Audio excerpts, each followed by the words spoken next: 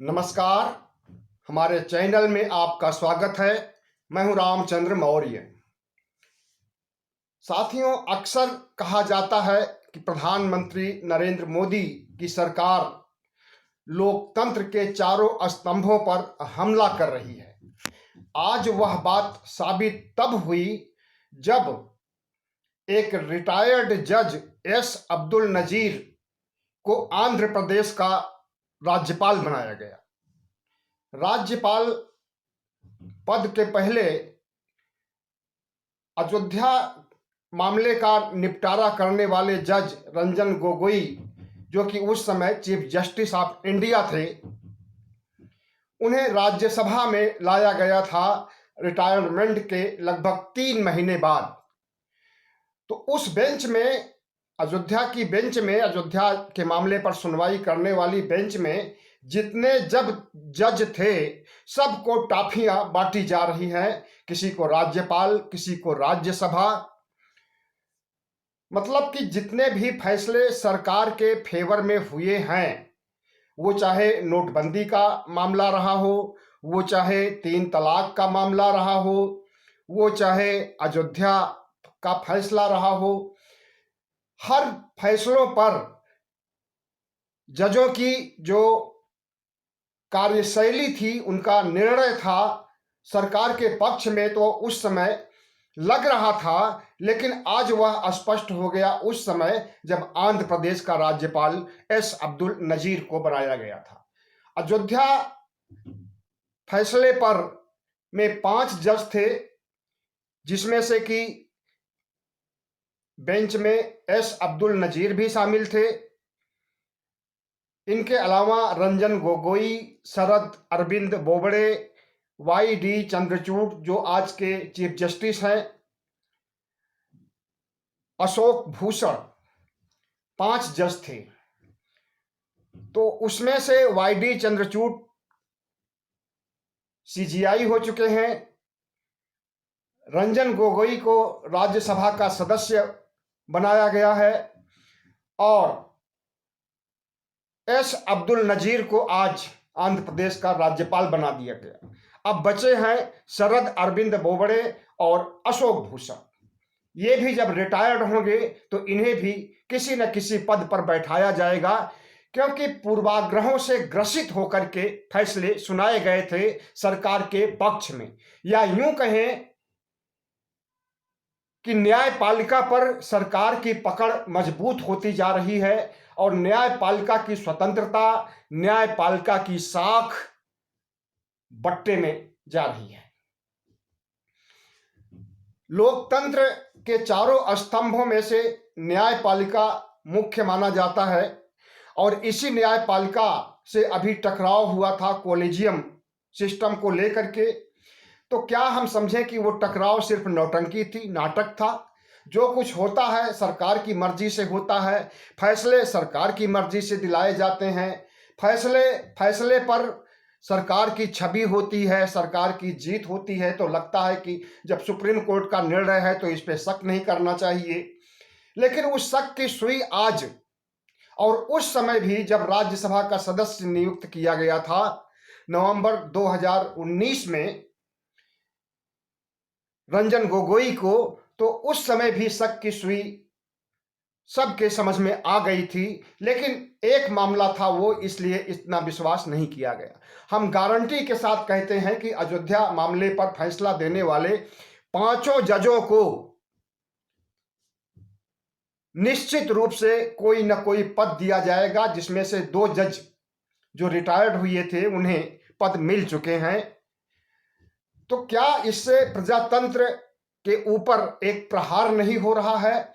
क्या प्रधानमंत्री नरेंद्र मोदी, जो कि लोकतंत्र विरोधी, संविधान विरोधी, राष्ट्र विरोधी का पर्याय बन चुके हैं, उनके ऊपर शक नहीं किया जाना चाहिए? और न्यायपालिका की साख जो आम आदमी के नजरों में अभी तक पाक साफ रही है, क्या सीबीआई की तरह वो भी दागदार हो जाएगी? तो साथियों, इस तरह के कारनामे से शक होता है और लगता है कि जैसे न्यायपालिका कार्यपालिका मिली हुई है दोनों में मिली भगत है और दोनों की मिली भगत के बाद ही विवादित फैसले दिए जाते हैं और उन फैसलों को देश स्वीकार करता है, क्योंकि सुप्रीम कोर्ट का निर्णय होता है। तो इस तरह से लोकतंत्र को धोखा देने का काम कब तक किया जाएगा? आजादी का अमृत काल चल रहा है और अमृत काल में जितने असंवैधानिक काम हो रहे हैं, यहां तक कि संविधान पर भी खतरा मंडरा रहा है, लोकतंत्र पर खतरा मंडरा रहा है और न्यायपालिका तो लगता है कि प्रधानमंत्री नरेंद्र मोदी की मुट्ठी में बंद हो गई है। जैसा वो चाहे, जिस जज को चाहे उसकी नियुक्ति करें और जिस जज को चाहे उससे फैसले दिला करके उसे पदों से विभूषित करें। हो सकता है कि अंदर खाने में पैसे भी चलते हों। अगर सुप्रीम कोर्ट में पैसे चलेंगे तो लाख 2 लाख से तो बात बनेगी नहीं, करोड़ों में चलता हो। हम इसकी बात की पुष्टि नहीं करते हैं, लेकिन आशंका ऐसी ही है, जिस तरह से कि रेवड़ियां बांटी जा रही हैं जजों को, उसके आधार पर शक की सुई जरूर हम चला रहे हैं सरकार की नीयति पर और सुप्रीम कोर्ट की नीयति पर। पहली बार नहीं है कि किसी जज को नवाजा गया है आंध्र प्रदेश के राज्यपाल के रूप में। कांग्रेस के शासनकाल में भी ऐसा होता रहा है। कई जजों को राज्यसभा में लाया गया था, कई जजों को राज्यपाल भी बनाया गया था और उस समय खुद यही भारतीय जनता पार्टी इन चीजों पर कांग्रेस के ऊपर शक करती थी और कांग्रेस को कटघरे में खड़ा करती थी कि गलत फैसले दिलवाने के बाद ही उन्हें रेवड़ियां दी जाती हैं और कांग्रेस सरकार गलत काम करवा रही है और गलत एक परिपाटी विकसित कर रही है। और उसी परिपाटी को आज, जिस परिपाटी की आलोचना करते थे नरेंद्र मोदी, आज उसी परिपाटी को आगे बढ़ाते हुए नजर आ रहे हैं। तो जस्टिस अब्दुल नजीर रिटायर्ड हुए थे पिछले महीने की 4 तारीख को और आज 12 फरवरी को उन्हें जज बनाया गया है। और भी 13 राज्यों में जज नियुक्त हुए हैं। 12 राज्यों में और एक केंद्र शासित राज्य में जजों की नामों की नियुक्ति का फरमान जारी किया गया है। राष्ट्रपति ने हस्ताक्षर कर दिया है इन जजों की नियुक्ति पर। तो सवाल उठता है कि लोकतंत्र किस दिशा में जा रहा है और लोकतंत्र के सामने जो खतरे मौजूद थे, उन खतरों से देश कितना सुरक्षित रहेगा, राष्ट्र कितना सुरक्षित रहेगा, संविधान कितना सुरक्षित रहेगा। इन सब सवालों पर हमें, आपको और सभी बुद्धिजीवियों को, देश के संवेदनशील लोगों को चिंतन करना जरूरी है और ऐसी प्रवृत्ति पर रोक लगाए जाने की मांग भी करनी है कि जजों को रेवड़ियों से नवाजा जाए।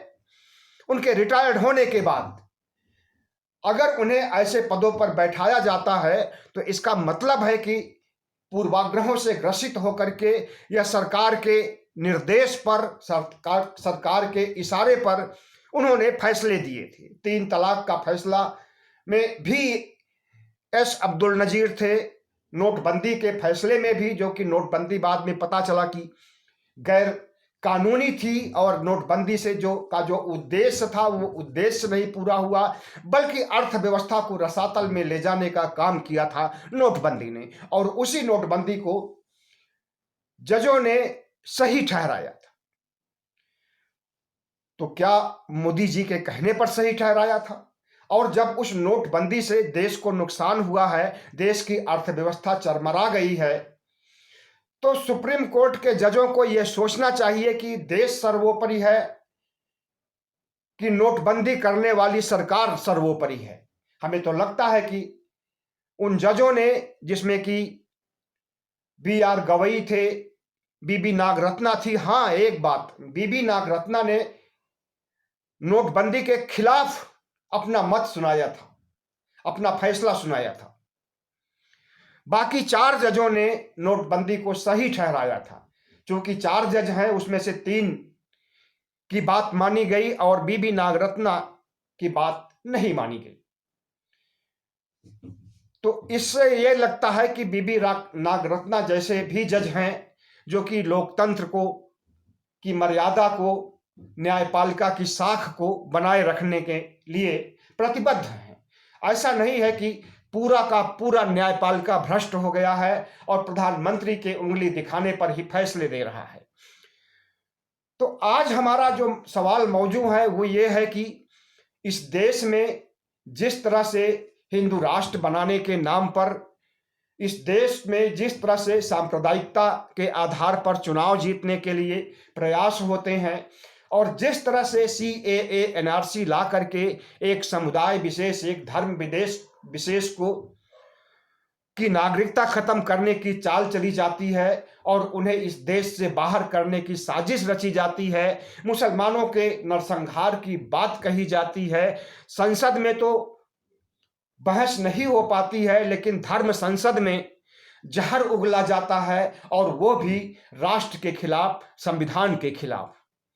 तो साथियों, हमारा लोकतंत्र किस दिशा में जा रहा है और न्यायपालिका की साख कहां तक बची है और कहां तक न्यायपालिका की साख डूब चुकी है, इस पर आपको, बुद्धिजीवी वर्ग को, धर्मनिरपेक्ष लोगों को और इस देश के संवेदनशील लोगों को जरूर विचार करना चाहिए और सरकार के खिलाफ, सुप्रीम कोर्ट के खिलाफ आवाज उठानी चाहिए।